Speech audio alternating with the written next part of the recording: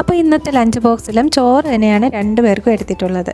ഇപ്പോൾ ചോറ് തണുക്കുന്നതിന് വേണ്ടിയിട്ടാണ് ഞാൻ ഇതുപോലൊരു അരിപ്പയിൽ എടുത്തിട്ടുള്ളത്.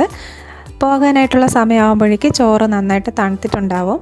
പിന്നെ ഇന്നത്തെ കറികളെന്ന് പറയാനായിട്ട് നാരങ്ങ അച്ചാറുണ്ടായിരുന്നു, പിന്നെ ബീട്രൂട്ട് തോരനുണ്ടായിരുന്നു. ബീട്രൂട്ട് സവാളയും കൂടി അരിഞ്ഞതിന് ശേഷം ചീനിച്ചട്ടിയിൽ എണ്ണയൊഴിച്ച് കടുക് വറുത്ത് വഴറ്റിയിട്ട് തേങ്ങയും കൂടി ചിരകി അതിലേക്ക് ചേർത്തു. വേറെ വെളുത്തുള്ളി ജീരകമൊന്നും ചേർത്തിട്ടില്ല.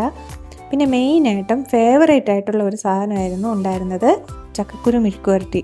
ചക്കക്കുരു മെഴുക്കുവരട്ടിയും പ്ലെയിനായിട്ട് തന്നെയാണ്, അതിൽ മസാലകളൊന്നും ചേർത്തിട്ടില്ല. മുളക് പൊടി മല്ലിപ്പൊടി ഒന്നും ചേർത്തിട്ടില്ല, മസാലപ്പൊടിയും ചേർത്തിട്ടില്ല. പ്ലെയിനായിട്ട് ചക്കക്കുരു ചെറുതായിട്ട് അരിഞ്ഞിട്ട് കടുക് വറുത്ത് കറിവേപ്പിലേക്ക് ഇട്ടതിന് ശേഷം കുറച്ച് വെള്ളം ഒഴിച്ചിട്ട് നന്നായിട്ട് വേവിച്ച് എടുത്തു.